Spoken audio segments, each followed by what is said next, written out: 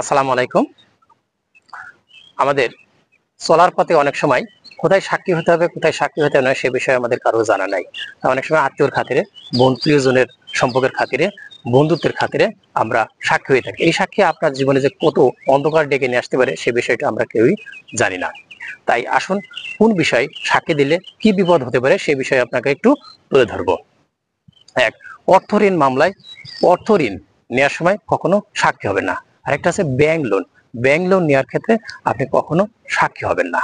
অর্থাৎ সাক্ষী হওয়া মানেই এই প্রিয়জন মানুষটা যার জন্য সাক্ষী হলেন সে যদি আপনার টাকা না দিতে পারে কোনো কারণে, তাহলে ব্যাংক কর্তৃপক্ষ মানে আপনার কাছ থেকে টাকা নেবে। এটাই হচ্ছে অর্থ। তাই সাক্ষী হতে হলে অবশ্যই আপনারা বিষয়টি খেয়াল করে সাক্ষী হবেন।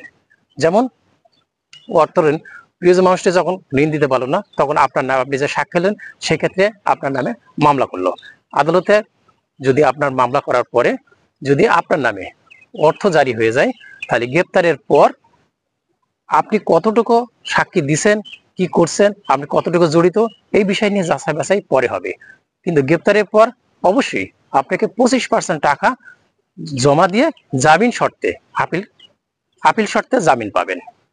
তাই যেমন 40 লাখ টাকা দিয়ে যদি কেউ ব্যাংক লোন নেয় সেই ক্ষেত্রে 25% হিসাবে 10 লক্ষ টাকা জমা দিয়েই আপনি জামিন পাবেন, তার আগে কখনো জামিন পাবেন না।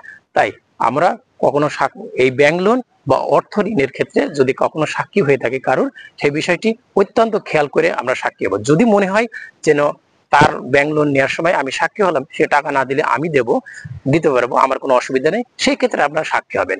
অন্যথায় আপনারা কখনো এই সাক্ষী হবেন না। বিষয়টি যদি ভালো লাগে বেশি বেশি শেয়ার করে সবাইকে জানিয়ে দেবেন। সতর্ক থাকবেন, ভালো থাকেন, আল্লাহ হাফেজ।